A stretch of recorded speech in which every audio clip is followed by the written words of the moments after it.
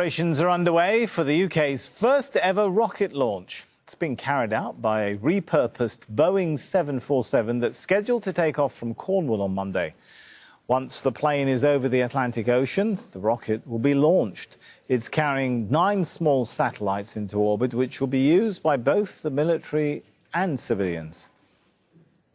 Let's talk to Wimmer. He's a space analyst and entrepreneur. Joins us now live from London. So good to have you with us. So is this the moment the UK enters the space race? Yes, you can argue it is. It certainly is a very historic day. Space launches typically takes place, as no doubt you know, from America, Russia, India, or China.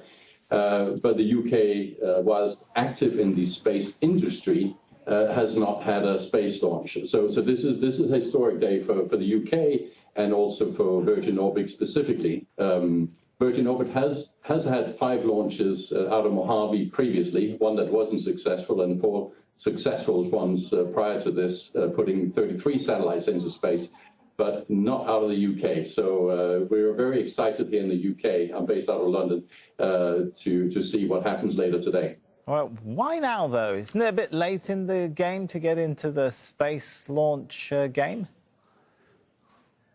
No, it's not. Well, first of all, it's never too late. But secondly, the whole space industry, in particular the private space industry, is growing quite substantially. That has happened over the past 5 years. The amount of dollars, the billions and billions of dollars going into the private space industry has grown enormously. But a lot of that has obviously gone to the US.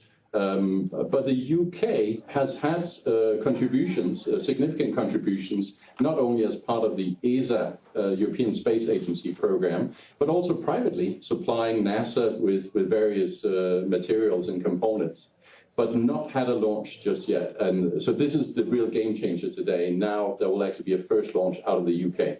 You mentioned that usually the launches take place in other parts of the world. Does geography really put the UK at a bit of a disadvantage? You really want to launch closest as possible to the equator, don't you?